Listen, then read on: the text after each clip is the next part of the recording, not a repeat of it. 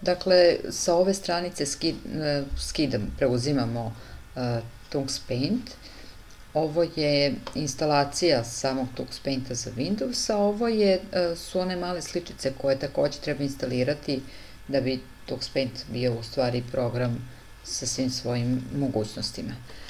Kada se instalira na računar, u osnovnom meniju Start imat ćemo jedan folder, barem i kod mene tako, i ovde imamo konfiguraciju Tux Painta. Kad kliknemo na konfiguraciju, onda možemo tu sada da promenimo razne parametre. Pre svega, ako nismo već u okviru samog instalacije izabrali srpski jezik, ovde možemo to da u jezicima promenimo i vidite da imamo popriličan broj jezika. Takođe, da li želimo da imamo video, koliko je veličina prozora, da li možemo da, ako koristimo tabletu, da obrnemo orijentaciju i tako dalje. Dakle, tu su različiti dopusti zvučni efekt, tako različiti parametri ovde prvo za zvuk, ovde parametri vezano za korišćenje miša,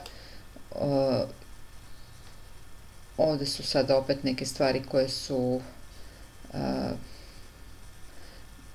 se mogu prilagoditi prosto potrebama dece. Opcije štampanja, da li dozvoljavamo ili ne, čuvanja,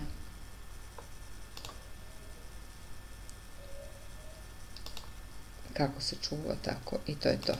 To su u stvari, eto, osnovni parametri koje možemo da gledamo, da prilagodimo našim potrebama i potrebama dece sa kojim radimo.